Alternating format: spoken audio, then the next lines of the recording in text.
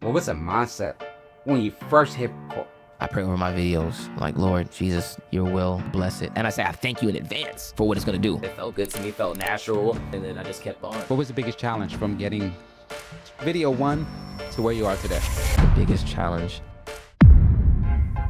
You may know him as Micaah Mike, a viral food creator making headlines for showcasing local businesses. He's become a beacon for discovery and trust, with a clear mission to deliver content that not only entertains, but drives real attention to the places that deserve it. I want to tell people that are intimidated, thinking about things in the future and what could go wrong, just record. In the beginning, low-key people like that was hating, and some of your so-called friends that are supposed to be the ones that are liking and commenting, but they just watching, being ghost followers. What is the future of your channel, your brand, and what you want to do look like? Just traveling everywhere. I don't care that you're more talented than me. If I put in more work than you, I'm gonna have better results. Hard work beats talent. With talent doesn't work hard. The woes of life makes you who you are. Stop taking shortcuts. Do the work. Before we started recording, you talked about the 3 C's. Tell me about that. You gotta have a foundation. For me,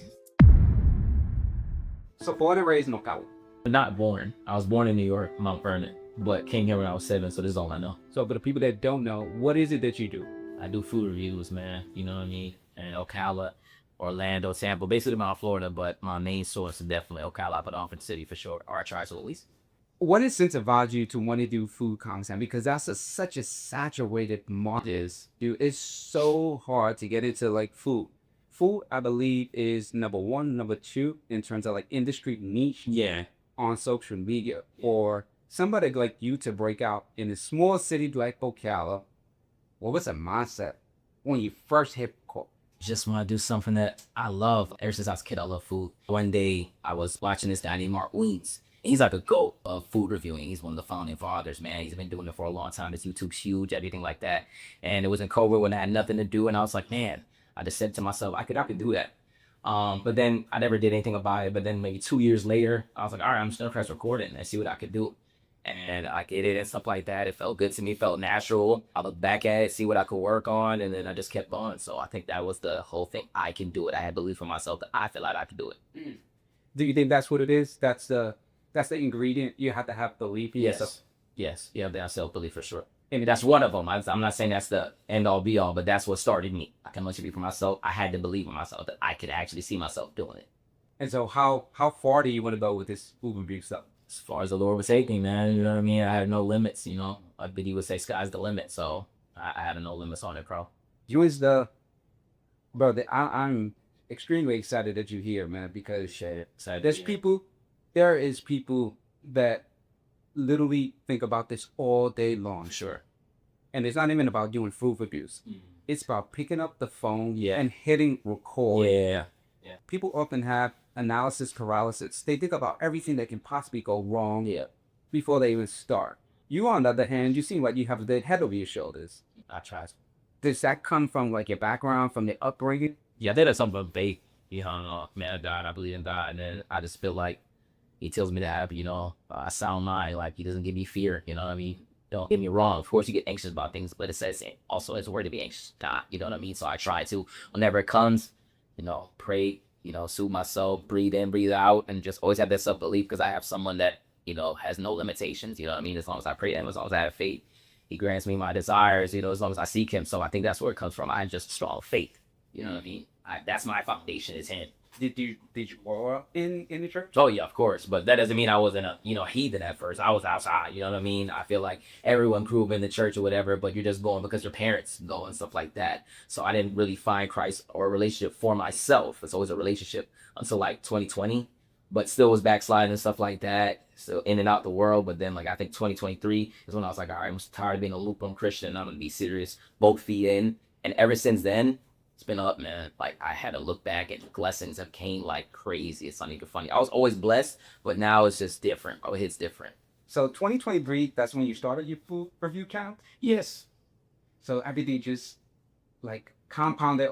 Not initially. It's just like, I just knew, like I said, I had the self-belief, started 2023, but it took like a year, almost year and a half, I would say 2, to really like pop off. So I want to tell people that are intimidated about, thinking about things in the future and what could go wrong and stuff like that. Like, don't just put it out there. Like you said, just record. You know what I mean? Like the worst thing that can happen is people don't gravitate to it. And the best thing that it could, I always tell people, like, it's kind of like talking to a woman. If you talk to a woman and she says no, you never had her in the first place, right? Or a man, or if a woman wants to talk to a man, they say no, they say no. But if you do, they do say yes. You gain. You know what I mean? It's not a loss if you didn't have the person, if you didn't have that thing. But if you gain it, there's more of you. So what's the fear? That's a good mindset. Mm-hmm. I want to know more about that. I want to know about like how do you cultivate that mindset? What was that thing? Was it mom? Was it dad? Was it the family? Yeah, I mean, I think, like I said, it started with self-belief. And then my faith first, self-belief. And then, yeah, my family was like, yo, you're always watching these guys, these Mark Queens, these How Kept Eats, these, the Keek Lees of the world and stuff like that. Why don't you do that? You love food so much. Why don't you do it? And I was kind of like, yeah, you're right. You know what I mean? I was already believing in myself and I already had my faith. But to hear people that you love that are around you every day that know you, think that you can do it, that was just another battery in my back. You feel me? So, yeah. So if you wasn't doing food reviews now, what would you be doing? Some content in some way. Because I have a different niche, but it would definitely be content because I just always been a guy that liked to be in front of the camera, that liked to express myself. So it'd be content for sure. Just, I don't know, something different maybe. But yeah, yeah, for sure. So influencer of some sort. For sure. Influencer of some sort, I'm sure. That is interesting. What is a misconception that you had prior to like picking up the camera and recording that you no longer have now? That it doesn't take work. I was like, that's easy. Don't get me wrong. You have your moments where you feel like, okay, that was cool, but it's not as easy as it looks, man. People think it's just picking up a camera and recording. I mean, that's the basis of it, but you got to edit. You got to look back. You got to, you know what I mean? There's different things that you got to do, little nuances and things that get meticulous, man. And it's like, sometimes you got to sit for hours and redo things. If you don't sound right, you get in your head. And it's a lot of work. A lot of work, more work than I thought it did. And I don't have that misconception anymore. I know what comes from it now, for sure. It is about, it's media. And when you look at media, we own a media company here. And what we realize is not so much about the content, it's about the data. Yeah. Data is key. Yeah. Once you understand like how content performs, double down on that. When did you realize that? That it was like, damn, I got to be looking at the numbers. I got to be looking at like what makes people comment, what makes people share, what makes people save this type of content and kind of double down on that. Just gotta, like you said, you gotta be familiar with what you're doing with your craft. So it's like, if I want to do something, I have to spend time with it. I have to look at the details. Sometimes it's not just service level. We always gotta look at things for service level. You gotta peel it back like the onion and see the layers and see why people, like my first viral video that I did, I didn't just think, oh, okay, I'm just gonna try something new. No, I was like, what worked with this? Because whatever worked, I wanna replicate it again and again and again until it's broke. Because if it ain't broke, don't fix it. But if it's broke, then we're gonna fix it. So I think that's what it was. I just was like, I gotta pay attention to why people gravitated towards this, and then not just kept replicating, because you have to. You know what I mean? You gotta pay attention to detail when it comes to your work, or else you're not gonna get better. Did you hear this? Not for real though. Honestly though, seriously, like you have to pay attention to what you're doing. If you're a chef, you gotta stay around someone that knows what they're doing, and you got to see, you got to try different, ingredients in your thing, see what made this hot, what made this that. You have to you can't just keep going past things and just know. You have to take your time with your craft, see what works, see what didn't, and don't be afraid to fail, because if you fail, okay, that didn't work, I'm gonna try something different. So spending time around your environment and what you want to do. That's massive. You talked about the fear part. Most people don't start because they have fear. Right. How can we help somebody right now that has an idea to do content, whether it's food reviews, whether it's fitness, whatever it is, but they have massive fear that's holding them back? What would you tell them? I would tell them, get a couple practice runs in front of the camera before you even release anything, right? Just practice, record some stuff, and put in your drafts. See what you like, see what you didn't like before you just post it. You know what I mean? Obviously, I'll tell pray as well. That helps with anxiety and fear, but definitely get some drafts and get some pre-recordings and see what you like, what you didn't, how your face looked. Did you like your voice before you put it out there? Give yourself some time to look at it, to get familiar with how your voice sounds, how your face looks, and all of this stuff. And then when you finally get over that, man, put it out, bro. It's interesting that you say that, because when I first started doing podcasts 4 years ago, I hated everything about it. The visual, me hearing my own voice, right? I felt so cringy. But I also, on the other side of the spectrum, felt like somebody could use this information. Yes. And so I focus more on like trying to serve people and give valuable information. Yeah. More so than having like this fear of judgment. Because that's what it is, right? Most people never live their dreams because they're afraid of other people who's not living their dream judge them. Right. I like that you say that, the whole judgment thing, you know, we're afraid of that. We always try to, you know, bend and try to fit in with society and its norms, and we try to people please. I felt victim to people pleasing a lot in my life, but I realized that had me stagnant. It wasn't getting me anywhere. It wasn't creating growth. Like uncomfortability stretches you, you know what I mean? You can't stretch if you don't, you know, you can't grow if you don't get stretched, you know what I mean? It's like a rubber band. If it can't fly unless you stretch it out. So, you know, when it comes to judgment, man, the biggest example I could use is if Jesus got judged, bro, we're not exempt. So it's like, we got to just get over it, man. You know what I mean? If the biggest figure of our time got judged, who are you? So it's like, man, just get past that. Who cares? Just have that mindset and you'll be fine. That's what I think too. I don't worry about that anymore. Does having this type of mindset help you in different? Helps in everything. Because people going to judge you. People going to talk regardless. Whether it's in front of your face, behind your back, they're going to talk. People have mouths. People have a tongue inside of that mouth. They're going to talk. So what is that stopping you, man? Like, people are going to talk at your job. That doesn't mean you're not going to go to work. You know what I'm saying? That means people are going to talk, you know, at school. That doesn't mean you're not going to go to school. You got to get your grade. So it doesn't matter. People are going to talk anyways. You can't let that stop you. You know what I mean? It's just how it is. It's life. Did you ever have a defining moment in your life that allowed you to see life in a different perspective? I mean, it doesn't have to be like a physical. It doesn't have to be like trauma. Because Right. when I often ask people that, they think it has to be like this magnificent thing. For me, I became deaf when I was 13. That was a defining moment. But really, I didn't hone into who I was until I heard somebody else's story. This is why I created the podcast. And that was like the most defining moment where it was like a light bulb switch. I would no longer letting my excuses to dictate my actions. And most people do. Most people think because they have some type of trauma, they can't do X, right? If I was abused as a child, then like I'm a victim. Right. And although those do play a significant role in terms of like mindset and upbringing, but sometimes it's us like being the barrier to our own greatness. Yeah. Okay. So if you put it like that, I can give you one. When I was trying to start this journey, like you said, I had all these different excuses at first. Like I believed in myself, but I'm talking about just starting. I was kind of just being lazy about it, like a daisical. Like, okay, you know, I gotta get the perfect lighting. I gotta get the perfect this. I gotta get the perfect that. Because, you know, I'm just one of those people. And I, like I said, I seen Keith Lee when he started popping off, and bro was in a Paw Patrol chair, you know, recording himself, bad lighting, nothing really crazy. And people gravitated towards it because it was authentic. It was authentically him. And I think that was a defining moment as far as my content-wise, where I was like, I got to stop making excuses and just record. Like, I kept saying I have to be in the sunlight, and I have to, you know, get this, and I have to get this kind of camera, and I got to get this kind of mic. No, just start. So I think that was a defining moment for me, seeing him in a Paw Patrol chair, eating whatever he was, and recording himself and just talking regular, nothing crazy. And I was just like, if he can do that, what am I doing? Yeah. We put too much emphasis on what other people think. Yeah. Except, like, well, when we think about ourselves. Right. By the way, you sort of sound like Keith. Okay, I'll take it. I'll take it. People call me the Ocala Keith Lee. I'm like, hey, you know what? Hey, I'm not mad at you. It's all good. When you had your first video go viral, Yeah. like, what was that moment like? Because you're a content creator, right? Yeah. And ultimately to go, I don't know if it's to go viral, but it's kind of a reflection of what you've been working on. Right. That's kind of like a proof that something is actually working. Yeah. You've reached your people. Yeah. So what was that?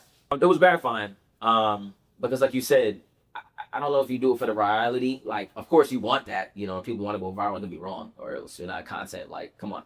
But yeah, it showed that the hard work I put in, you know, it came to fruition a little bit, at least. You know what I mean? I'm not gonna say, because, you know, you still got more to go. You still have heights to reach and stuff like that. Like, so you don't stay stagnant. But yeah, definitely it was gratifying because I've been working so hard up until that point. And I felt like I was getting numbers that I liked, but I was just like, man, I feel like this better. Like, I feel like something's got to hit, you know what I mean? And so it definitely was a great feeling, man. I was happy about it for sure. And so then you did it again. I did it again, like I said, and again and again. what worked. I said, what worked in this video? I didn't just get the viral video and I was like, okay, I'm gonna do something. No, I was like, hold on. I'm gonna look at it like this is a map, like this is the blueprint. And I'm gonna look at every single detail of what made this video pop to the masses. And I'm gonna replicate it and replicate it and replicate it until it's broke. If it's not broke, do not fix it. But if it is, that's when you kind of fix it, alter it and stuff like that. But yeah. That's interesting because a lot of people don't have that mindset when it comes to like content. They think about constantly recreating, sharing different messages. Branding is doing the same thing over and over till people have their own perception of you. And so you basically explain that. Like, I'm following what works. Yes. Well, I try to fix something if it's not working. What is the future of your channel, your brand, and what you want to do look like? I feel like it's going to be expanding to me just traveling everywhere. Like, I know I'm more Florida based right now, and definitely I put on for the city, but it just looks like me traveling, out into the masses, you know what I mean? Like going to neighboring states and out the country, because I do travel a lot. I just, right now, since what works is the local things, I don't try to put when I go to, different, like let's say when I go to Jamaica with my family or different places like that, I don't really put that on my main page. I put it on stories just so people can see what I'm doing if they're interested. But like, I do what works now, but eventually I plan on just, going out and yeah, just kind of rebranding it like that, going to different places, going to different cities, Chicago, you know what I mean? New York, and just doing a tour, food tours around the States and food tours around the world. You know what I mean? That's my mindset. I'm thinking really big about it. Like, I want to take this as far as I can go. You think big about it? Oh, for sure. Why? Why limit myself? You know what I mean? Why think minuscule? I don't think like that. I think big, especially when I see that I have a formula. All I gotta do is just take it, because I don't feel like the blessings are where I go. The blessings are on me. So wherever I do happen to go, it's gonna follow. You understand what I'm saying? So that's just how I feel. I always got to go back to mindset because I think mindset is everything. Yeah. It makes or break who you are as a person, right? Yes. Some people believe in manifestation. What are your thoughts on that? I believe in that. Life and death is in the power of the tongue. You know what I mean? I'm a faithful man, so I feel like if you speak in bad, bad's gonna happen to you. If you speak in life, good things are gonna happen to you. So I always tell people, be careful what you're putting out there. Be careful what you're proclaiming, because there's power in this tongue, man. It might be one of the smallest things in your body, but it holds the most weight. When you hurt someone with your words, it hurts deeper than physical abuse sometimes. Emotional and verbal abuse, sometimes they say it hurts worse than physical, because words do hurt. You know what I mean? So whatever you're putting out there, make sure it's positive. So I always try to believe in myself. I was just watching a Michael Jackson movie, and one of the things that Michael liked to do, I didn't know that he was a big manifestation guy, and he liked, giving himself positive words of affirmation. I'm the best. I'm the greatest. I'm the GOAT. Billie Jean's gonna be amazing. Beat it. This is gonna be a great song. And so if you're constantly repeating positive things to yourself, you're gonna have a positive mindset. If you're constantly repeating negative things to yourself, what are you gonna have? A negative mindset. So definitely believe in manifestation for sure. 4 years ago, I was genuinely inviting people like yourself onto the platform just to kind of share your story. And literally, I've touched a lot of money. Yeah. But the most joy is sitting down with people and just hearing their story and seeing their mindset and seeing, like, how can we serve? Yeah. Before we started recording, you talked about the 3 C's. Tell me about that. For me, and if you're a believer, it's Christ, it's content, consistency. You got to have a foundation. Mine is Jesus. You know what I mean? He's my breath. He's my reason. And then again, I pray to him too. Every video, I pray over my videos. Like, Lord Jesus, your will, bless it. And I thank you for it in advance. And I say, I thank you in advance for what it's going to do. Then it's your content. Whatever your content is, whatever your niche is, but you have to have content, right? You have to have something to film. And then one of the most important, besides those two, is consistency, man. I tell people, I don't care how special you think you are or how awesome, or it doesn't matter. Someone that's not as cool as you but if they're more consistent than you, they're going to beat you every single time. Hard work beats talent. With talent doesn't work hard. Come on. You know that. Yeah. You know that. Every time. It never fails. I don't care. In every, facet of life, if I outwork you, that's just how it is. So I don't care that you're more talented than me. If I put in more work than you, I'm going to have better results. What does a day look like for creating content? Well, for me, It depends, right? I'm in a place now where I get hit up to do reviews most of the time now. But let's say I'm on a regular day, a slow day for me. Maybe I've already got a lot of filming in, and maybe I already got a lot of people hitting me up, and it's just a slow day. So I will wake up, obviously I pray, and then I just think, okay, what food do I want to enjoy today? What am I feeling for? Am I feeling, Mediterranean? Am I feeling Hispanic? Am I feeling Jamaican?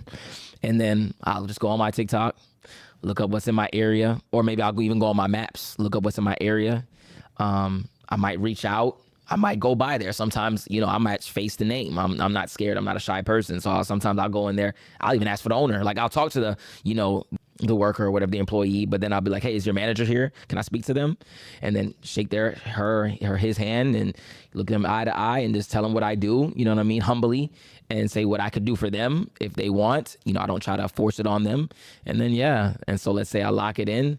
I get my review done. Usually someone records me, but if I don't have my recorder, then I will do it myself and I get it done. And then by editing, I say, if I'm like going hard, I can get a video done in 30 minutes. If I'm being lackadaisical, or if I'm just being more like, precise with it and just being nitpicky, an hour, just so I can go over it, relook at it and stuff like that. And so, yeah, that's like a regular day for me, like a chill day. A fast-paced day, it depends, man. Sometimes I can get booked 4 times in a row, different places, and I gotta go here and go there, but I get it done and it's actually fun. I don't complain about it because this is what I wanted. This is what I was manifesting. This is what I was praying for. Some people, they pray for things and then when they get it, they're like, dang, oh my gosh. And don't get me wrong. Of course you can have your moments, but don't let it, swallow you up. You might get it out there like, oh man, but then brace yourself. Remember what you prayed for. Remember that you wanted this and get your butt to work and enjoy it too. Be grateful about it because it could get taken away like that. So many people are praying for the opportunity that you have right now. Was there ever a moment where you felt like, hey, man, this ain't working? Of course. In the beginning, yeah, man. I'm going to be honest, man. Like, I was like, yo, is anybody watching? I felt like people was watching, but I felt like it was like low-key people like that was hating and stuff like that. And, some of your friends, so-called friends, that are supposed to be the ones that are liking and commenting, but they just watching, being ghost followers and stuff like that. And then, sometimes it's just not what you thought it would be. It's not matching your expectations. You're not getting the numbers that you thought you'd have. But all that is just... I want to tap on that because most people think about doing something. Most people that want to do something great. Yeah. What holds them back is sometimes their environment. And let me explain. We try to create a business to serve people, yet like our foundation, we've put so much pressure on them to support us that we do or do not start a business. Does that make sense? Like, yeah. I didn't create a media business to just serve my friends. I like that, yeah. I got to go find new people. For sure. And even the people that's around me, when I first started business, not everybody has a business mindset. Not everybody has what you want. But when I first got into entrepreneurship, this was years ago, I felt like if you didn't have my mindset, like I can't mess with you. Yeah. And as I got older, more mature, I realized, man, you got friends for a specific reason. For sure. Some you just want to chill with. Some you talk about business. Yes. But we often put pressure on the people that's around us. Yeah. And I don't hear people talk about that. They talk about it the other way around. Like, yo, you were supposed to be my homie. You're supposed to support. Right. A real homie would. That's never a guarantee, right. But those that don't, it's not their like duty to support you. It's you to go out there and film your videos, get business, sell yourself. And it's so funny you say that, bro. That was actually, I love that you say that. And man, I agree with that wholeheartedly because I felt like I had that mindset at first. Like, I felt like with some of my homies or just some of my classmates, whatever the case I may be, like, I was like, hey, yo, like, I know you watching. What's good? Like, is it envy? Are you just not trying to see a brother win? Whatever the case may be, whatever was in my head, the negative connotation. But like you said, I started to mature and I was realizing like, yo, there's certain people in your life that hold a certain weight and that are in a certain lane and that are in a certain niche. You know what I mean? Like, this is my homie that I hang out with, like you said. This is my homie that I get advice from. This is my homie that, whatever the case may be. And I realized we got to stop taking things so personal, And then I never realized people got stuff going on with their life too. You know what I mean? And people are doing stuff that I don't know about. And some people just don't feel the need to comment. Maybe they'll just repost. And sometimes you can't see every time someone reposts your thing. And then you get mad and then you're like, bro, I reposted them. So like, what are you talking about? So I was like, yo, I'm jumping the gun. Let me chill. And it's funny you say that. I had to leave my environment because like I said, I went to Memphis for a ministry program.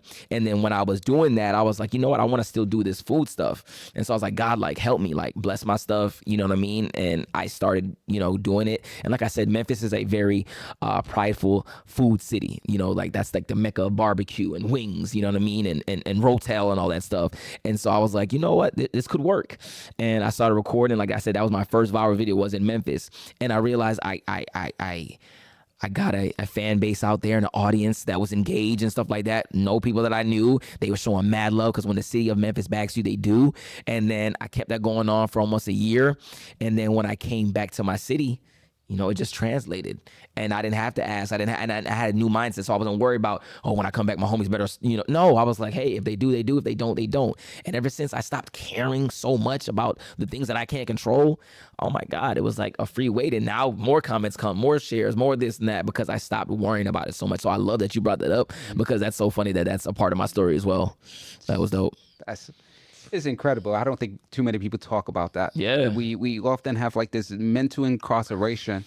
We believe things supposed to go a certain way, but that's not how life works. That's not how life. That's just life, man. Life is gonna go how life goes, man. You just gotta ride the tide. You just gotta make sure you're the best surfboarder you could be for when these waves come. You know what I mean? And make sure you can swim. Make sure you don't drown, because waves are gonna come. But if you know how to, have breath control, if you know how to float, you'll be all right, man. Do you think Ocala supports you now? Yeah. Oh yeah. Yeah, I definitely feel the love. And I just want to say, Ocala, shout out to you. I love you. I love this city. I love anybody that's ever come up to me, anyone that's ever reposted my stuff, everyone that's ever given me positive or negative feedback, because feedback is feedback. I appreciate it. And I feel it for sure. The love is definitely like insurmountable. I feel it all the time. That's good. So I'm assuming people on your page are going to watch this. What is something that they don't know about you? What is something that they don't know about me? You talked about Christ and ministry. Yeah. Do you talk about that on your page? Yeah, like, okay, one of my catchphrases or mottos is praise the Lord. Like, anyone that watches my videos, they know that I'm gonna do my little thing, and then I'm always gonna start with, but first it's Micaah Mike. Praise the Lord. So they know what's up, you know what I mean? And there's some times where I'll do a different video that, differs from my regular food content, and I'll do some funny skits or something biblical or whatever, but I'll always, in all of my food videos, say praise the Lord. That's my little tag. So, but something that they wouldn't know about me, they think I'll be eating all the food that I get. I'm like, bro, no, bro. Because they're like, oh, how do you say so? Whatever, bro. If they're bringing me out a platter, right, I'm tasting the food. You know what I mean? You don't see the edits and cuts. I'm not eating all of that. Now, depending on, the size of the plate or whatever, this and that, or then, and if it's really good too, then yes, I will wax it all. Like, I will wax something. But if it's like multitude of food, and just a whole big platter, there's no way me in my size that I can finish all that. So that's the one thing that's a big misconception. Like, what food don't you eat? What don't you like? What don't I like? That's a great question. There's not too many things I don't like, bro. I'm not gonna lie to you. Like, I have a really huge palate. I would say I don't. What do I not care for? I don't really like beets. I don't really like Brussels sprouts that much. Like, I don't hate them, but it's just like, I'm not going to ask for it. I don't like peas, like green peas, little green peas. I don't really like peas. But other than that, bro, I'm the best guy you could surprise with food. Like, I'm not going to be like, bro, what is this? You know what I mean? What is your go-to? Just my favorite meal? Favorite go-to meal. Okay, oxtails. Yeah, oxtail, rice and peas, plantain, and some mac and cheese. Yeah, I'm Jamaican. Yeah, I'm Jamaican. I tell people, my mom's from Jamaica. My dad's from St. Vincent, but yeah, so that's like my comfort. Tacos is a comfort food for me. Some good wings, a burger. I love a good burger. Oh my God. Especially smashed. You love it all. I love it all, bro. What are your top 3 restaurants in Ocala? We're going to start off with the Great Greek. Mediterranean. Fire. Just so good. The fries, I don't know. Greek fries are just different. If you know. That's tzatziki. They don't skimp on it. And when you ask for extra, they're not trying to be stingy about it. The gyros That's another thing about content creation when it comes to food. If you are not particular on pronunciation about different cultures, they are on your head. And it's like, people, I'm trying. Like, you know, there's sometimes I get it right, there's sometimes I get it wrong. But even when I'm getting it wrong, baby, I'm trying. Relax. Like, I'm not trying to, you know what I mean? So it's like, just take it easy on the kid. But yeah, so they're big on pronunciation. So when I did this video and I said gyro, you know what I mean? Tomato, they were like, no, it's gyro. So yeah, the gyros are really good. I would also say Lakis. You know, shout out to Lakis, man. They held me down, but not even just because of the customer service. The customer service is great, top tier. You'll want to come back, but the food is amazing. And also, I heard they have great Italian food. I haven't had it yet, but what I did have was great. Like the salad, even just the salad. We could just talk about the salad. So addictive. That Italian vinaigrette sauce, just great. Their garlic bread, their meats, the pork, phenomenal. Tzatziki sauce was creamy, garlic. And then last but not least, cluck chicken, and that video went stupid bananas for me. It's a Chinese restaurant or whatever. And it's not like no fine dining. Like you're not sitting there and taking your, you know, whatever for a date. You can take it for a lunch date, you know what I mean? But nothing, you know, sophisticated. But the food, the quality of food, of Chinese food in there, Jesus help me. Like I'm getting flashbacks. It's so good. The fried chicken, the General Tso, so spicy. It's so good because sometimes General Tso is not spicy. It's just orange chicken to me with different Chinese places. But this is General Tso for sure. So how much business do you think, just by saying what you just said, do you be bringing these companies? Man, I think I bring them a lot, to be honest with you. Me and the Lord, we you know, he helps me. But yeah, I think starting from when I was in Memphis, my first viral video was Bartlett Breakfast Factory. And to this day, if you call that place, they are packed, they are swamped. It started like a revolution dang there. And I'm being as humble as I can be with saying that. It was crazy. Like I remember going back there a week after it went viral and the place was just swarmed. And then I came inside, everyone wanted to take a picture with me and vibe with me and stuff like that. And the owner, I paid, right? And he wasn't there. And his employee had him on the phone and he almost cussed her out saying, no, what are you doing? Like that man does not pay anymore. He was like, thank you so much. I appreciate you. And since then, he did not allow me to pay because it was just that impactful for that. So I would say, especially with the places I do around here, but in particular, let's just say Cluck Chicken, for example. The owner of that, she says she hasn't stopped seeing customers ever since that video has boomed. You know what I mean? So I think I do a good service and do my job to the best of my ability when it comes to bringing in engagement with people and people that are actually going to come to your establishment and to your restaurants and generate revenue for you. I think that's the new wave. It is. I think people are going to stop hiring media marketing companies and just hire influencers. They are. That's exactly what it's going to. I'm telling you right now, because it's just easier. It's better. And people like that authenticity. People like to see someone that's in the city that knows it and that's a face of it that can kind of put them on before they go. They like to see it. They're visual. Oh my God, that looks amazing. Oh my God, the way he's describing it. Wow. So it's just much easier, man. And then you know that person's homegrown, that person's around this city, so they know it. I'm telling you, it does a lot. I want to get more personal. Please. What was your upbringing like? Caribbean household, you know what I mean? If you blinked wrong, you get but it was loving. I'm joking, but not really. But very loving. Me and my sister, my mom and my dad. Like I said, born in New York, Mount Vernon, but we moved down here when I was 7. My mom just wanted a new start, and you know, land was cheap. And she was just tired of shoveling snow and all that crap. And so she just came down here, and yeah, that's how I was kind of brought up. Christian home. You know, we had to believe in God and have our faith and stuff like that. So what was life like in middle school, high school? Were you the funny one? Yeah, man, I was class clown. I was the guy that, you know, Woodley, get out. You know, they say my last name. You know, as soon as I come into class, he already knows what I'm on, and he's like, get out. You know what I mean? Or I'm just making people laugh in science class or something like that. You know, I was always the guy that people wanted to be around, humbly speaking, just because I'm just funny. You know what I mean? And I'm a vibe, and I'm not judgmental. Like, anybody can be around me, so people gravitated towards me. That's insane that you got kicked out of rooms for basically what you do now. Yeah, but to their credit, I ain't gonna lie, it was a bit distracting at sometimes, certain times when they're trying to teach and you know what I mean, get these kids together, and I'm giving them a little hard time with doing that. So to their credit, that there was some times. Isn't that interesting that whole time that you would be in a class clown and just being very social, that you use those same talents to build a brand, and what you are doing today. Yeah. And so I think people overlook what they have, right? Yeah. Because we constantly looking at social media and trying to compare ourselves with other people Without a doubt. and always think that we're not good enough or we don't have the tools or the talents that we need to create something. Right.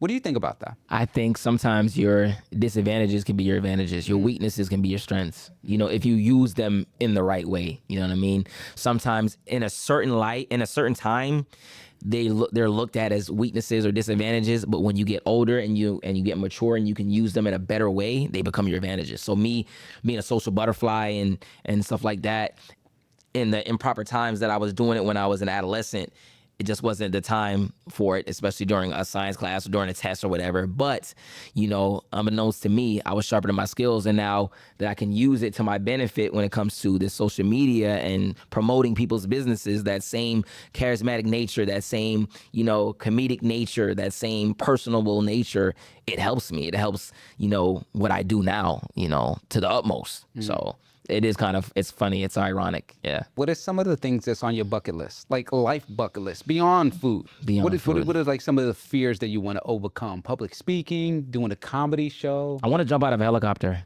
No, I'm kidding. I don't want to do that. I've never wanted to do that. I see that. I'd be like, man, people are crazy. No, but Just on a side note, I jumped out of a plane.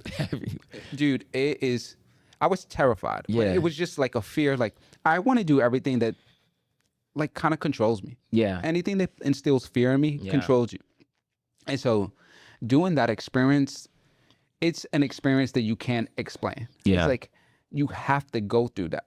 It's one of the times where I felt like completely useless and like free. yeah, And you have somebody behind you who's literally controlling your life. it's crazy. It was the most like, in some sorts, liberating thing that I Yeah. have done. People say that. Because you realize this, that fear is not real, right? It's a boogeyman that we created in our own mind. I do public speaking classes Yeah. for middle-aged boys. And what I realized is when we put more attention to the outcome Yeah. opposed to what could go wrong, Yeah. you embrace the unknown. Right. And so over the last 2 years, bro, I put maybe 10, 15 boys on stages to Yeah. speak in front of 500, 600 people Yeah. in 2 months. Yeah. And that made me realize that we often emphasize on the things that we don't want, Yeah. like we talked about earlier. And usually that doesn't help in our benefit. Yeah. And so my question to you is like, I'm curious, what are some fears that you may have that may be holding you back? I want to do music. I was doing it before, but obviously that was like when I was in the world, you know, when I wasn't with the Lord or whatever. And so I just want to do, you know, some Christian music because I rap really good, or at least I think I do. You know, people tell me that. You got stuff out? I had stuff out from the past that's out there. Like I have 2 videos on YouTube or whatever, but I got some stuff in the works. And, you know, so I'm going to be in the studio real soon, kind of using my platform to kind of transition into that. Cause that's been something I've been kind of like in my head about, not off of I had belief in myself, just like, hey, how am I going to do it? You know, with these new set of eyes that I have, you know, with me being with Christ now, like how is it going to translate? Because, you know, our world is so saturated and they want to hear certain things, and I'm just not coming with the worldly stuff anymore. I'm coming different. I'm coming renewed. And so I'm like, are people going to gravitate towards it, whatever, this and that? But then again, I have to, you know, sharpen my mind and be like, if you did it with the food, why can't you do it with this? So I guess that's one thing. But when I do it, I'm definitely fearless. Like I love performing on stage. I'm very, you know, I have good musicality. I love music. I love rapping. I love anything to do with music. So that's one thing for sure. And once that ball gets rolling, it's not going to stop. I really believe so. I believe God has that for me. Second thing I would say, probably I want to do more public speaking. There's times where, you know, being a minister, like, you know, I've preached at 2 things now, and you know, every time I'm nervous before I do it because the weight of it, you know, severity of preaching God's word to the masses, to the youth, to adults, whatever the case may be. It's a big thing. I don't treat it, you know, lightly or anything like that. I take it serious. And so the nerves come in a little bit, but then once I get on the stage or before I get there, I pray, and I just kind of like the Holy Spirit flows through me and I just start going. And so I just want to keep doing more of that, or just at least not being scared to do it. Like when it comes my way, I'm like, yeah, I want to take that on. And then I guess the third thing I want to do is just Retire my mom, you know what I mean? And my family. Like, I just want my family to be on. Like, I want us, because my sister, she does social media too. She's even bigger than me. You know what I mean? She has like over 115,000 on TikTok. And so me and her, like, we just got future endeavors that we want to do in YouTube and just in business and life in general. And we just want to put our mom and our dad and up and just make them, everybody, you know, just join the team. And we just, you know what I mean? We're not working 9 to 5s no more. We're focused right on this content, on this creation, and seeing how far God and this content will take us. So I think those are the 3 things I would definitely say for sure, without a doubt. Minister. Yeah, man. Minister Woodley, you know, Micaah Mike, part-time, but, you know, Minister Woodley, I'm like Batman or something. I don't know. I have like a little alter ego, but yeah. Yeah, man. How did that happen? Was that part of the transition in 2023? Yeah, well, even like when I got to before I got to 2023, 2020 is when I found Christ for myself. Like I said, always grew up with him and stuff like that. But you know, when you're young, you're just going because your parents going. You feel me? You don't really have a relationship for your own. Sometimes you can. Sometimes it starts younger. Like, it's just for me. It didn't happen for me solely having a relationship with him until 2020. Did COVID had? Yes. COVID, nothing to do, couldn't go outside, couldn't wild out for a little bit because we were stuck inside. And I was just like, man, and you know what I mean? Like, what can I do and stuff? And I just heard God talking to me like, maybe you can give me some attention. And I was like, all right. Yeah, you know what I mean? I'm like, oh, okay, you know what I mean? You know what? You're right. You know, you've been blessing me. You've been holding it down. You've been keeping me from things that I couldn't even see. So why not? Why not give you a try for myself? Not for my parents' approval, not for the church, for myself. And so once I honed in with him 2020, like I said, I was still kind of backsliding. 2021, 2022, I was still lukewarm, you know what I mean? But then 2023, I got tired of it, you know what I mean? And that's when I really locked in for real. And ever since then, that's why I went to Memphis, because they had a ministry program up there that I got myself involved with, and it just taught me different facets of ministry and how to use that in everyday life. Graduated from there. It was called Life Leadership. And yeah, ever since, I've never looked back, and I've been like 2 feet in. Does that mean I don't mess up sometimes? Of course, I'm human. I'm not perfect. You know what I mean? I have my flaws, but I'm not where I was. You know what I mean? And so I just strive to get better and progress every day. Are you currently working in the church? I'm not currently working in the church. I serve for my church. I go to Orlando church. It's called Alive Church. Shout out to Alive here. But I do work with churches. Like when they want me to guest speak or stuff like that, then I will, you know, speak at, you know, conferences or whatever. Going on. I try to keep busy, man, because the devil finds work for idle hands. So when you're stagnant and not doing nothing, that's when trouble, you can get into the most trouble. You ever notice that when you don't have nothing to do, you'll you know, some trouble will find you, or you'll find some trouble. So I try to stay as busy I can. Not too busy, but busy enough where it's like I'm staying progressive and I'm doing something with my time constructively, that where I'm not even worried about the negativity or trying to get in something that I have no business getting into. Does the negativity online affect you? You know what's funny, bro? No. I'm not gonna lie to you. Like, do I look at it sometimes? Yes. I'm not gonna sit here and be like, if I see a negative, I'm just like, whatever. I'll look at it and see what I get from it, but then I try not to make a big deal of it, because guess what? Promotion is promotion. What they say, bad press is press. You know what I mean? So it is what it is. Like, if you're being negative, you still left me a comment. So I appreciate that. And even if it looks negative, as long as you're not being too harsh and you're giving me constructive criticism, I'll take that too. You know what I mean? I don't just want to hear that I'm so perfect and that I get nothing wrong. I'm human. So if I messed up in a certain way that I didn't know, let me know, and then I'll see how I correct it. So I appreciate it. So regardless, I just try to look at it from, you know, different perceptions and try to make myself better. But no, it doesn't kill me. It doesn't, you know, make me want to stop or anything like that. I'd be like, it is what it is. It comes with the gig, bro. You know what you signed yourself up for. But so most people don't. And so most people think it's just peaches and cream. It's not. We work with a lot of companies and we control like their social media. Right. Some of them get it in boatloads. Right. And they don't understand that press is press. Press is press. You leave a comment, you share. Appreciate whatever you. your perception is, as long as it's not interfering with business. Right. We good money. As long as it's not taking money out of my mouth or my family's mouth, I'm cool with it, bro. But you have to have thick skin. Then you do. So for someone who's building a social media following and doesn't have thick skin, do you have advice for that person? Yeah, man. Go around some people and tell them make fun of you. Tell them to tell you whatever it is. Like, to be honest with you, yo, your haircut is whack. Your edges are horrible, sweetie. Your breath be like, you have to build up this thick skin because you have to have endurance for this race. This race, like Nipsey said, it's a marathon. It's not a sprint.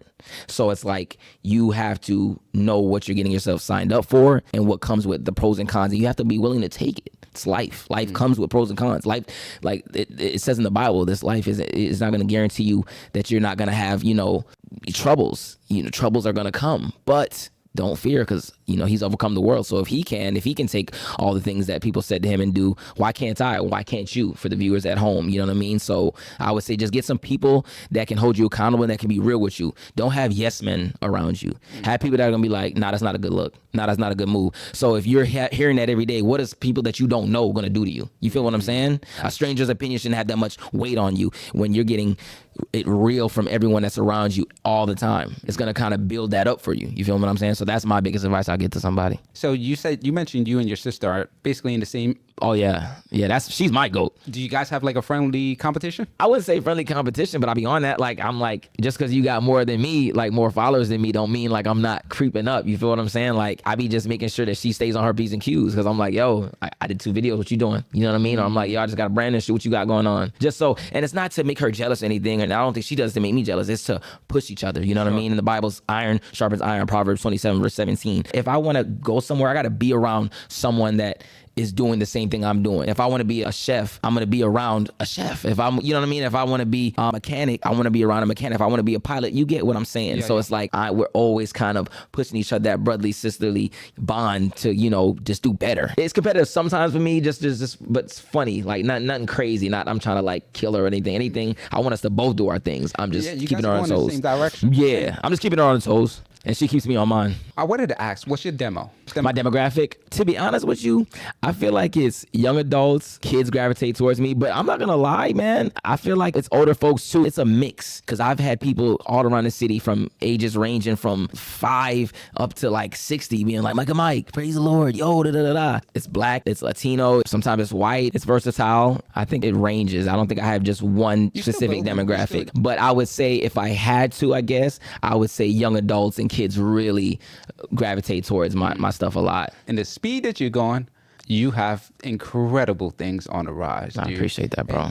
I don't think everybody's equipped for that. This is literally the first time we sit down and speak, and I can tell that you got a good head over your shoulders, and that you prepared. I think that's the most important thing, especially trying to build a brand. Do you think companies should focus more on branding than trying to just sell people things? Because you understand social media more than most people. What is your perspective on that? Because I look at like people like Logan Paul, who has Prime. I look at Mr. Beast with Lunchables. It seems like these conglomerate corporations are losing towards just what we call influencers. What's your perspective on that? You got to hone in on you and what makes you, and what's your brand, what's your market, what's your niche, and hone in on it, man. Like, you got to do homework, because people want instant success, but they don't want the work that goes behind it. They want instant gratification, because we live in a world where everything is instant gratification. Everything is instantaneous. Everything is just a click away. Everything is a second. And so we lose that mindset of, slow and steady wins the race. It's a marathon. It's not a sprint. Like, if I had to be in the Olympics, I would love to do a marathon, because I think that takes more,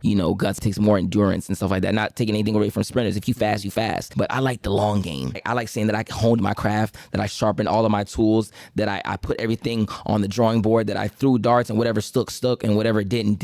And I think people have to do that. You got to see what you like, what your target audience that you're trying to reach out to, what failed and what didn't.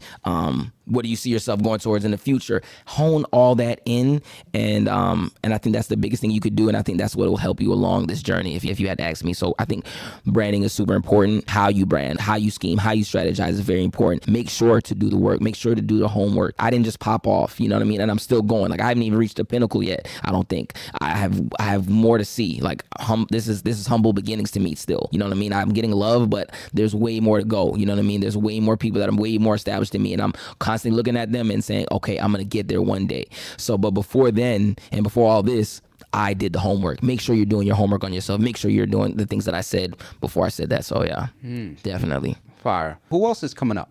Who else you paying attention to in the city? EJ is definitely one of those guys. Who else? Big Back Row. Shout out to Big Back Row. You got to get him on the pod. He's doing some stuff around the city for sure. He's on the come up. Who else am I looking in the city? Rashad. But he owns barbecue, but he's oh my God, he's been putting on for a while, but I'm just saying, shout out to him. Obviously my sister, she's putting on for sure and doing her thing. And then if I had to give you one more. The reason I asked this is because if you go to Miami, you could have mentioned 100 people Right. off the top. Right. You go to Tampa, you go to Orlando, so many people. But in Yeah. Ocala, there's only about a handful. It's very maybe limited. two, Yeah. Which is good. So when I first moved to Ocala in 2021, I hated it. I'm a city boy. I like things done fast, and I like to be around people. Of course. Ocala ain't that. Right. But what I realized is there's a unique opportunity Yeah. to build and create because it's not so saturated. Mm-hmm. We live in Ocala. If you were the mayor or you had control over Ocala, what would you do differently? I'm like, straight off the rip. I'm so glad you asked me that because I'm about to catapult into the answer. Experiences, bro.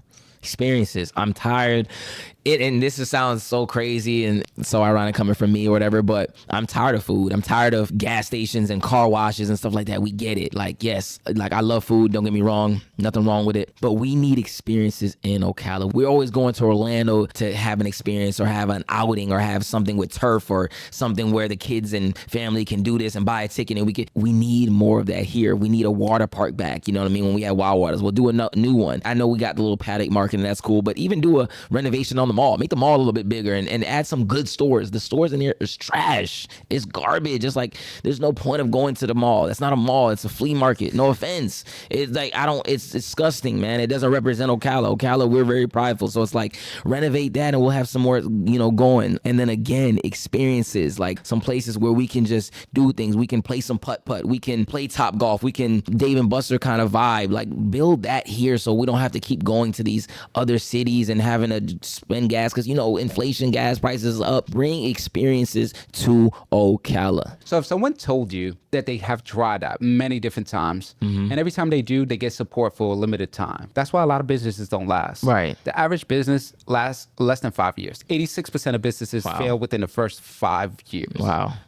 Obviously, that's a problem. Yes. I don't think it's an Ocala problem. I think it's media problem or sure. attention problem. Because if you have the experience, you think people would come? Yeah. Do you think so? If they had the experience. So if we had the experience, you think people would come? Yeah, if we had experiences that are in Ocala and they were promoted well as well, because sometimes we'll put things in Ocala, nobody will know about it because they don't do a good job of promoting it. Sure. So if you have people like me, yourself, and any other content creators or social media people that could promote it the right way, and people should be willing to pay. People should be willing to pay you, pay me to do that because we're going to do our job to the best of our ability and it's going to come to great fruition with it. So it's like, if you do that well, get the experiences here, then pay these influencers, like you said, to promote it. Bro, I'm telling you, Coke, butter, cheese, key, easily. Bro. That's key. Even the companies that I'm working with now, I'm like, dude, you got to get some collaborations.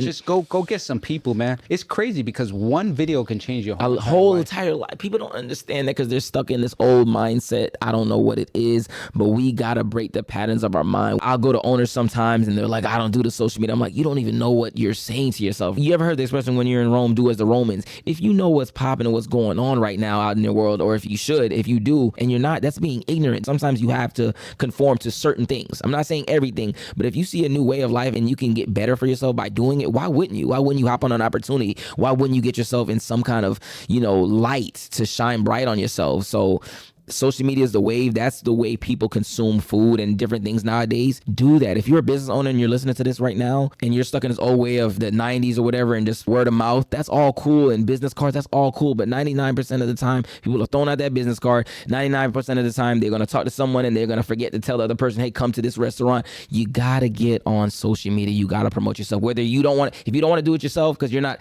technologically sound, you know what I mean? Fine, cool. But then get someone to do it. You got the money paid. There's a lot of people that are not handymans, but that don't mean you're not gonna fix your house if you got the money. You're gonna pay someone to do it. If you don't know how to cut grass, cool, pay someone to cut your lawn. Don't just neglect it. So that's what I would tell people, man, for real. A lot of people don't understand that concept, especially here in Ocala. I often say that Ocala's maybe 5, 6, 7 years behind compared to major cities like Miami and stuff like that. How do we get Ocala up to speed? By continuing to do what I do, what you do, and let them see for themselves what it's doing. I see a lot of people that there was one person that hit me up and he wanted to do a collaboration. And I said, okay. And I told him my rate and what it would entail and stuff like that. And he left me on scene. You know what I mean? I didn't take nothing by it. I keep it pushing because I have that mentality. Okay, maybe that wasn't for me, but what my rate is my rate and service for it. And I think I'm due for it. And then maybe a couple weeks he hit me back and was like, hey, because he seen that I didn't stop. He's seen that, yo, this guy's really popping out here. Like everyone's going to him, whatever. So I would just say, you should have said, today's price is not tomorrow's price. You got to pay. You got to see what's out there and replicate that. Miami and Orlando, they know that social media is working, right? They know that that's the new wave. So People just got to continue to do what they're doing, promote, just like how you promoting your stuff and people that are promoting their stuff. And hopefully they'll just catch wind to it. Like, we got to just keep pressing down and like, you know, showing them like, this is the way, this is what's going on right here. Like, you got to just put the pedal to the metal even more. And kind of, if you want to say, force it on them, like, it's either swim or drown. This is what's going on right here. Keep doing it. Keep doing what you're doing, that where they're like forced to have their attention. Like, okay, you got me. I'm engaged now. In building this brand, you have your personal life, Right. you have to work, and content alone is work. A lot of people don't understand that you have to put in hours, dude. The first time I recorded a podcast, it took me 50 hours just to edit the first video. But this was years ago. But I literally, the first night, I had to break night because I'm like, there's no way I'm not going to figure this out. Yeah. It's because I kept going, bro, that I now can literally do everything that I do. Yeah. Like, I am highly blessed. Yes, you are. And fortunate because I had this idea to share stories like yours, and just share it with people, regardless of how I felt about it, because I was so cringe. And if somebody's watching and they want to do videos, you're going to cringe in the very beginning. It's like, it's inevitable. But as you continue to grow, you see your content evolve. Yeah. Have you seen your content evolve? Yeah, man. I've seen it. You know, and I keep that on my page to remind me to be humble. You know, some people, when they blow or when they're blowing, whatever you want to say, they tend to delete what started them, or they're like, I don't.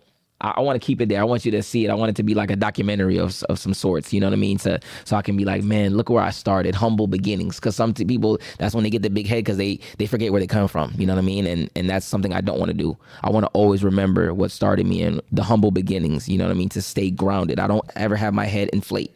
I want to stay grounded and level-headed. I definitely seen it evolve, man. You know, from my first, I think, video was Red Robin's. Like, I just went there and I was just like, because I never been there. And it was bad lighting. I didn't know what I was doing. It just cringe, right? Even when I look back at it now. But at the same time, I might look at it cringy, but in the same respect, I still kind of look at it like, yo, but you were doing it, kid. Like, you put the fear aside and you recorded, and look, and you didn't stop. You kept going. It's motivation too, that I've come a long way. I've got more to go, but man, how far have I came? So it's a great reminder, man. What was the biggest challenge from getting video one to where you are today? The biggest challenge, making people, I guess, care, because that's something you can't control. When it happens, it happens. But I was so like, I wanted that control so bad. Like, man, care now. Like, even if it's my first video, I want 100 people to comment. And once I learned like that's not in my control, inevitably it made me not care anymore. I just put out. And when it finally, you know, landed, you know, I kept throwing stuff at the wall, and when it finally landed, now I had people's attention, and now they care because I stopped caring if they cared. But I think people have to have that mindset, just keep going regardless, and eventually they're going to care. And when they care, they care. They do, because now people look for my videos. Now people, as soon as it drops, they're on it, they're ready. Oh, what's the next place? Because people want to go out. Like you said, it's a small city. So it's like any little thing that I do find, any gem that I do find that's hidden, people want to know, people want to go, people want to do something, people want to experience some food or whatever the case may be. Going back to the food, man. Do you know about tiers? Tiers? A tier, B tier. Oh, yeah. I was like, I thought you were saying like a place. I was like, no, I don't know. I never heard of it. Let's do some food stuff. All right. You mentioned the top 3 places. Yeah. What are some things people should be checking out right now? What are some foods that like really like low key or even high key that's like slept on? In Ocala? In Ocala. If you want wings, man, you got to go to Crunchies and Munchies. You got to get it. And you got to get Wing Station as well. Really? And is that like a franchise corporate? It's small. I don't think it's as much of a conglomerate. I wouldn't put it in that, but they have 2 shops, one in Bellevue, and then I forgot where the other one is. But it's relatively small, but it's a staple in Ocala for sure. It passes so many times. If you live in Ocala, you know Crunchies and Munchies. But sometimes I still feel like it's slept on. And so I try to bring light to that place as well, because I love that place, man. Their wings. What's your order? What's your go-to order? 10-piece, all flats. I don't do drums like that. Like, if they little, I'll do it. But, you know, sometimes you'll gamble with drums, because if they antibiotic and big steroid little freaking, I just can't do it. So I just try to, you know what I mean, go with the flats, because 9 times out of 10, I'm going to be safe. So, yeah, 10-piece, flat, mild. That's the only place where I don't try to like spritz it up or do something fancy. I just be chilling. Mild. You can never go wrong. Crinkle cut fries. And you ask for extra fries. Because it's like, if you want coleslaw fries, you say, I want fried, extra fries, double fries. Yeah. So that Wing Station, definitely another one that people love. Where do you put them? I put them, as far as wings, they're both in A tier. But I just put Crunchies Munchies just a little bit before Wing Station, just a little bit. But for Wing Station, I get 10-piece, all flats again. But I get hot lemon pepper. and then again fries, and then I do a little mixture where I get their lemonade, and then I get their like sweet tea lemonade that they have homemade, and I mix that together. Phenomenal. It's amazing. What about Mexican? Mexican. I really like El Mezcal. On top of the world? Yeah. That's how it goes. Yo. Bro, literally. I've never been disappointed, bro. I'm telling you, because I feel like in Ocala, you can find some Mexican, but I just had better in the other cities like Orlando and Tampa and stuff like that. But if we're talking about for Ocala, I definitely would say El Mezcal is definitely is my thing. And then I gotta give love. This video went stupid too. Birria. So my girl, she's the one that showed me. She's like, yo, I never even seen this spot. Are you talking about the spot with all the treats, Mexican spot? Hold on. Is this Next to La Hacienda? La Hacienda? That's not bad. That's not bad. Is this spot right here? Birria y Mas. It's in Forest, like right on. It's like on Mary Camp, and they set up like across from the Waffle House, right there in that little lot. Oh, it's a food truck. It's a food truck. Yo, the birria at this place, the birria tacos, man, let me tell you something. I put that video out within a day. It went crazy. Like it went to like 50,000 like in a day. And then it's been crazy ever since. So I would say that spot as well for Mexican. It's skimp out here in Ocala, I'm not gonna lie. When you find it, oh shoot, another place just did them. Lord, I just gotta keep my phone out. They nice too with it. I would say that's the last Mexican spot.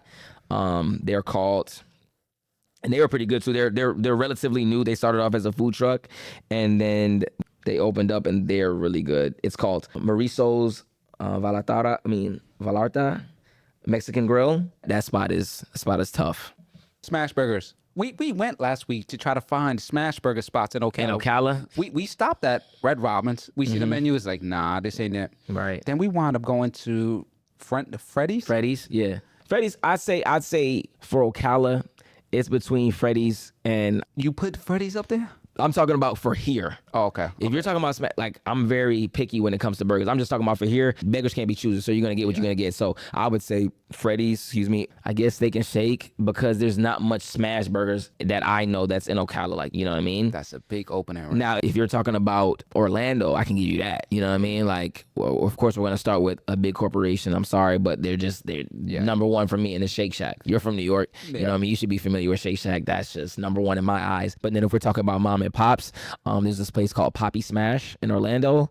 Oh my God, that place is really good. But Ocala is kind of limited. You're not really getting smash burgers like that over here. Hearing that, if I was an entrepreneur that was doing food, or like specifically like burgers, I would literally reach out to you and say, how can we partner to build a first smash burger in Ocala? That's what I'm saying, because Ocala doesn't have that. You got your smalls, sliders, but I mean, smalls are smalls. It's not bad, but I'm just saying that's not smash. You got Jumbo Shark right there across the mall, but that again, that's like jumbo burgers. I don't think they have smash. If I'm wrong, I'm wrong. But I haven't heard of no like place that literally has a smash burger in Ocala. If I would have known by now. Yeah. Now there's a place on downtown. Yeah, Micaah, but is that smash? Have you had it? No? See? That's what I'm saying. It's crazy. What else should they bring? What should Ocala be looking at to bring here in terms of like food? As far as food, bro, I'm Puerto Rican. I don't see not one Puerto Rican. They definitely, for all my Boricuas, for all my, you know what I mean? Like, they need... Talk that talk, my boy. Yo, they need Puerto Rican food badly. They need Latin flavor here. I don't think we have enough. I feel like the best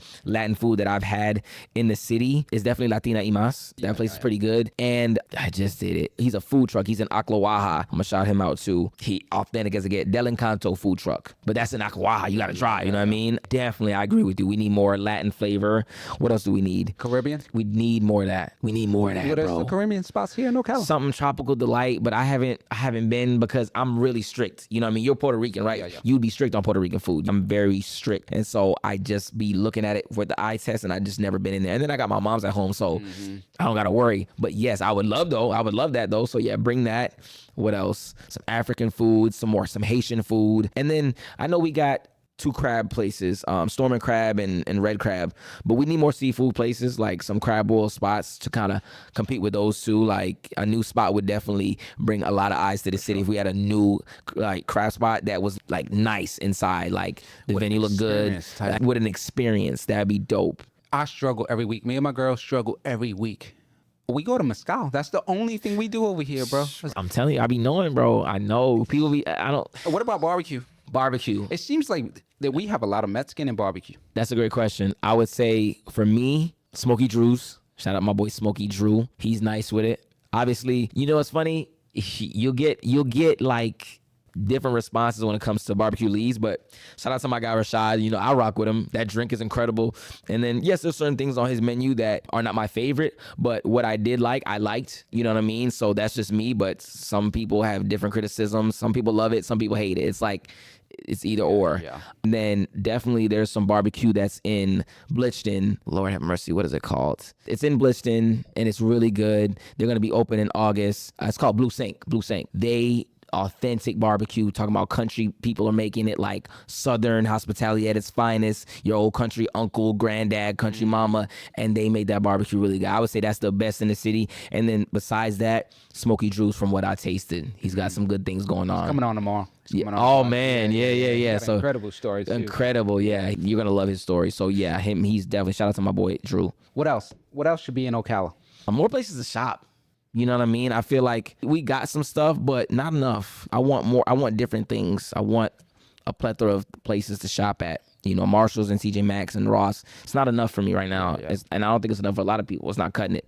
I think we need more places that people can, you know, even some nice thrift stores, you know what I mean? For sure. Just some nice retail stores, some good designer, like bring that here. Let's shop here. I'm so confused, man. When they opened up the new extended mall and I walked in, I was like, It looks like a flea market, man. And I don't think that's a good representation, man. It's like, what are we doing? that's the only mall in Ocala. It's the only mall in Ocala, bro. Like I said earlier, renovate the Paddock Mall. If you make that mall like a staple and just redo it and put some great stores in there, I'm telling you, sky's the limit. It starts with a good mall. Is there ever a time in the foresee future you have a restaurant? You never know, man. You never know, man. Like, Has that ever crossed your mind? it has, but more like, I just want to be a part of it. I would like for like my mom do all the cooking and run or whatever, and then I'm just like, I wouldn't say the face, but I'm a face that's known for it, and I promote it, and you know what I mean. Mike's a part of that, but I could definitely see that in the future for sure. We doing some good cooking in the Woodley household, so. So I know the people watching this, especially people that follow you, I'm assuming they will want to know, can you chef it up? I'm okay. I'm not gonna lie. Like I'm not bad with it. You know what I'm saying? Let's just say I'm not just a ramen, you know, glizzy guy that's just making, you know, a Frank and a PB&J. Like, I'm not bad. I can make some good Alfredo. I can make, you know, a good filet mignon. What else? I could do a good salmon. What else can I do? My mac and cheese is phenomenal. I pay attention to details because I'm a mac and cheese connoisseur. You know, Best mac and cheese in Ocala. best mac and cheese in Ocala. Okay, it's not necessarily in Ocala.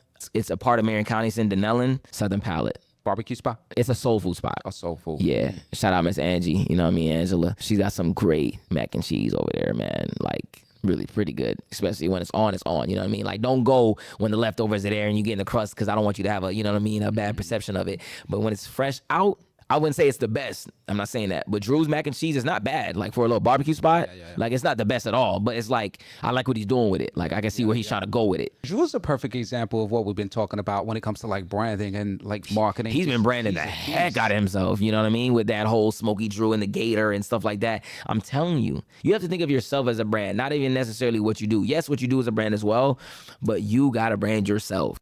You have to. It's very important. A lot of people don't understand that. I speak to businesses all day long, and a lot of people don't understand that. No, I just want to do this for my business. Well, people want to buy from people. They don't buy from. They don't buy from the business, right? They don't know. It's what you. I'm telling you, it's very important. It's imperative, people. Like I try to tell people that all the time.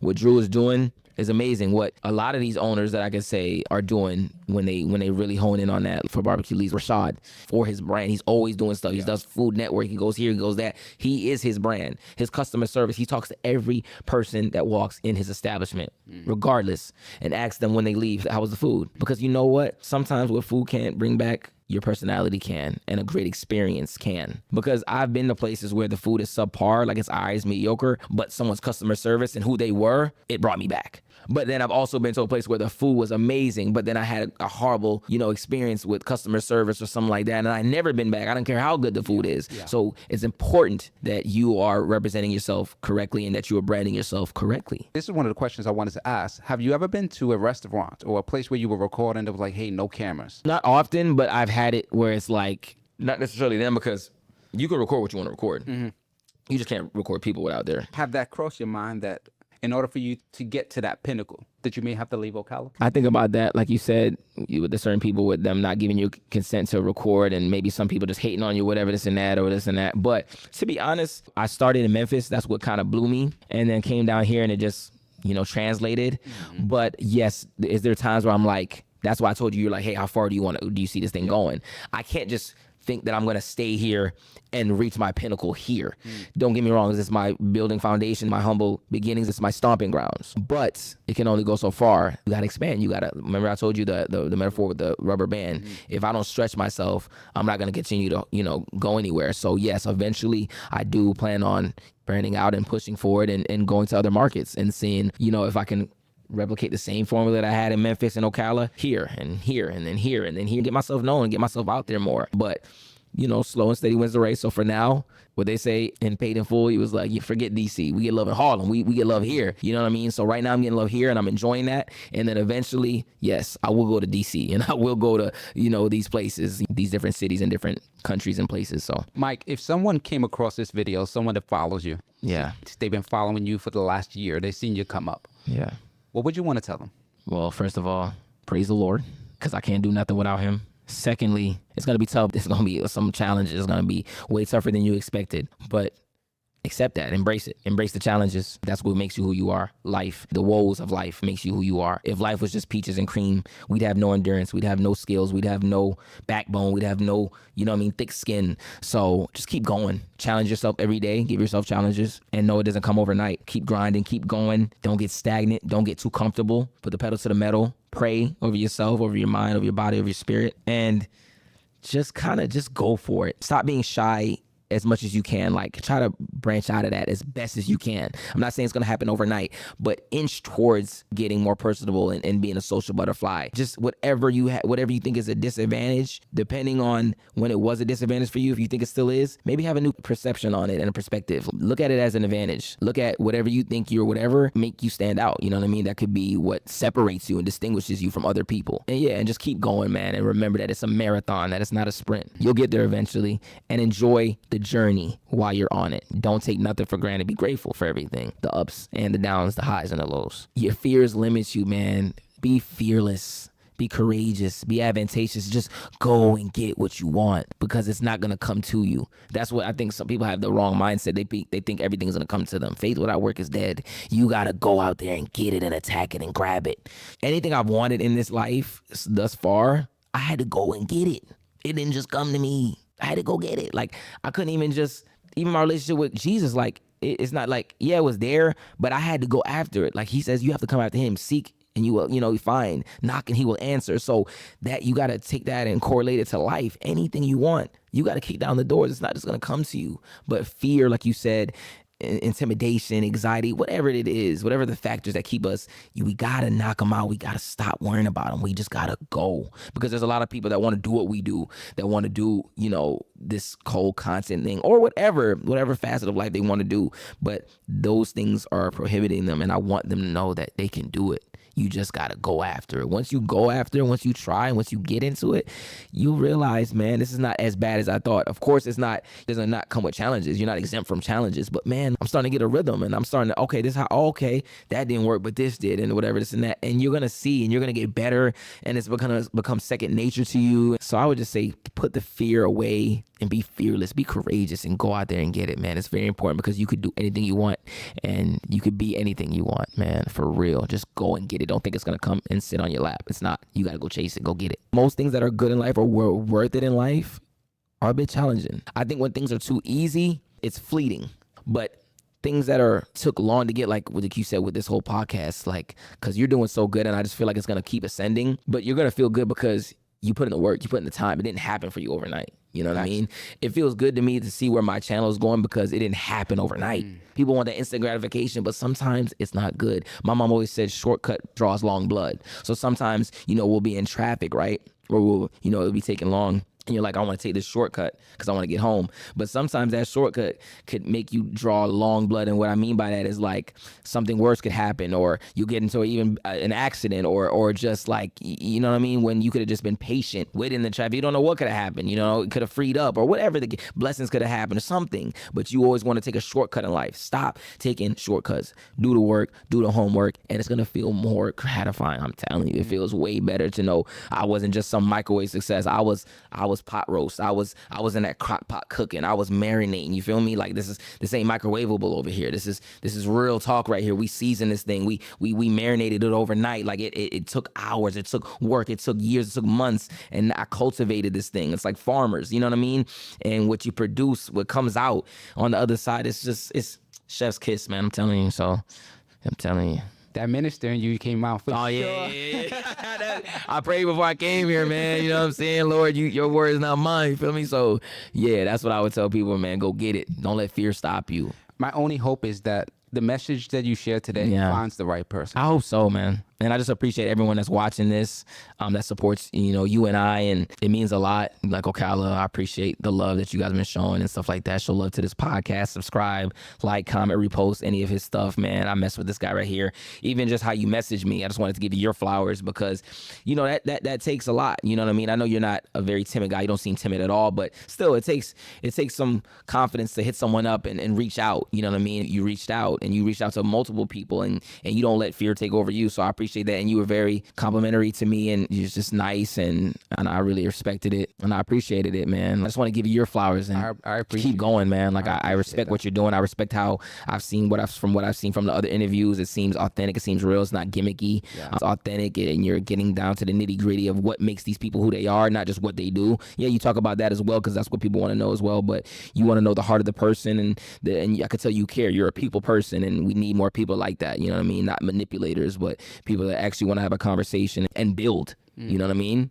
We need more people that care about, because I feel like I'm empathetic to a lot of people. Sometimes, it's a good or bad thing. I don't think it's a bad thing. It's just sometimes when you want to get somewhere, you want to go. I'm the type of person that people talk to me, and then if I'm busy, like I get myself in a 10-minute conversation because someone's telling me their lifelong story, and I'm just like, man. But I just realized that's a gift that God's given me, that to be empath, to have empathy for people. So don't ever lose that you have inside of you, because I feel like you have that. You have the empathy because you have such a great story, and you like hearing other people's story as well and their testimony. So I just want to give you your flowers, man. Dude, I appreciate that. If I look back when I first started this podcast and I could draw out the type of person I want to be sitting on the other side of this podcast, it'll be somebody like you for sure.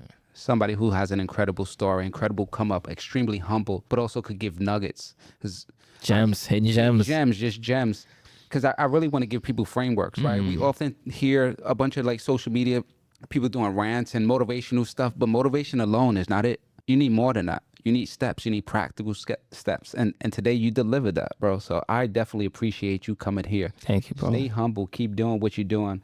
I'm sure everything that you want is going to come tenfold. Yeah. Keep doing what you're doing. Appreciate it, bro. I appreciate you, brother. Praise the Lord. Yes, sir.